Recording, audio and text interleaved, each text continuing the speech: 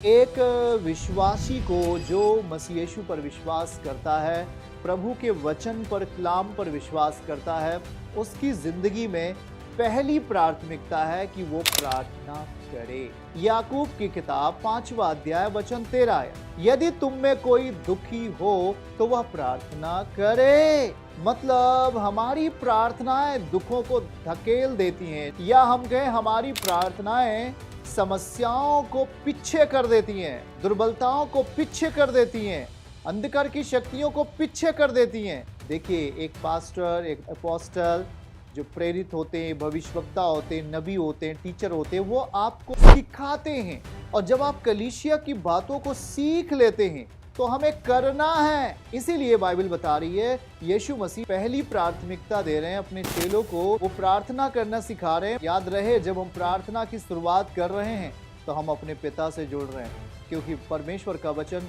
बड़ी स्पष्टता से कह रहा है। हमने प्रार्थना करना आरंभ किया और हमने कहा, हे हमारे पिता। हम पिता के संरक्षण में आ गए। आज चेलों ने कहा, प्रभु मुझे प्रार्थना करना सिखा, क्योंकि याद रहे प्रार्थना कितनी इंपॉर्टेंट है, प्रार्थना कितनी महत्वपूर्ण है एक विश्वासी के लिए, एक प्रचारक के लिए, हर एक मसीही भाई बहन के लिए। चाहे वो जिस पद पर हो, चाहे वो जिस कद पर हो, प्रार्थना कितनी हमारी जिंदगी में महत्वपूर्ण है कि प्रभु कह रहा है कि आप प्रार्थना करो।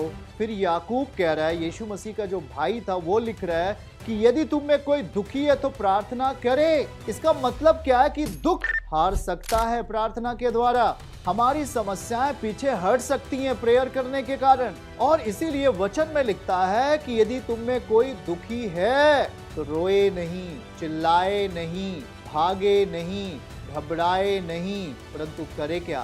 प्रार्थना करे।